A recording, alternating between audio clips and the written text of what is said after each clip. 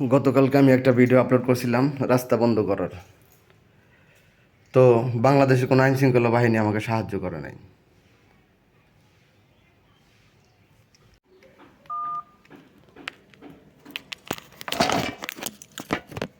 Hello, আসসালামু আলাইকুম।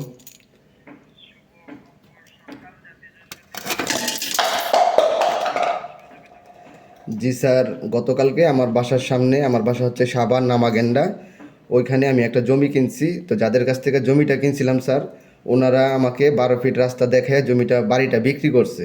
তো গতকালকে ওনারা রাস্তাটা বন্ধ করে দিয়েছে। তো আমি যাই বললাম যে ভাই রাস্তাটা বন্ধ করেন না। তো ওনারা বন্ধ করে দিয়েছে, আমি আর কিছু বলি নাই ভাই। আজকে ওনারা এলাকার প্রতাপশালী আজকে আমার উপরে হামলা করছে। এখন আবার আমি আমার জীবনের নিরাপত্তা চাইতেছি আপনার কাছে। এটা সাভার গেন্ডা।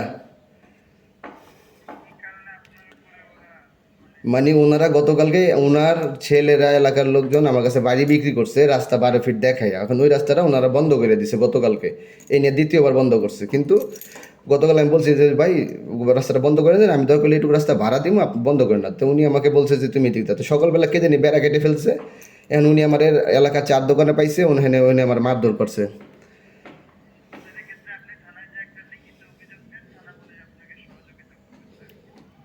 জি জি, থানায় যেতে হবে। জি, আচ্ছা আচ্ছা, ঠিক আছে, আসসালামু আলাইকুম।